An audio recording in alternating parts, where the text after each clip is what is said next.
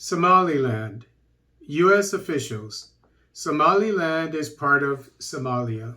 This article is taken from the East African. The U.S. government is reluctant to endorse Somaliland's quest for independence, fearing such a policy could have the unintended consequence of breaking up entire Somalia. Last week, a Somaliland leader, Musa Bihi, visited the U.S. pitching for sovereignty and demonstrating to the audiences in Washington that his region has run its own affairs for 30 years. Officials in the Joe Biden administration insisted the region will continue to be treated as being part of Somalia. Molly Fee, the U.S. Assistant Secretary of State for African Affairs, who met Mr. Bihi Tuesday, said she had discussed strengthening U.S. engagement with Somaliland within the framework of our Single Somalia policy.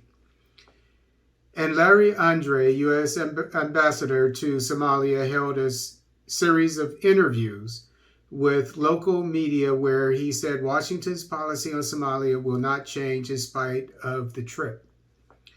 In a keynote speech at the Heritage Foundation, Bihi said they had tired of waiting to unite with Somalia, whose other parts remain unstable. Somaliland first gained independence and international recognition on 26 June 1960, adding that it was only 5 days after independence that Somaliland united voluntarily with Somalia with the ultimate aim of creating a greater Somalia, officially known as the Somali Republic.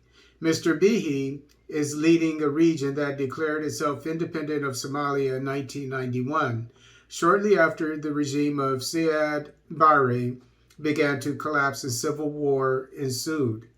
But Bihi said Somaliland no longer feels as part of the Greater Somalia, envisaged to include 5 former colonies inhabited by ethnic Somalis in British Somaliland, Italian Somaliland, French Somaliland, Djibouti, the current Somali region of Ethiopia, and the then Northern Frontier District of Kenya.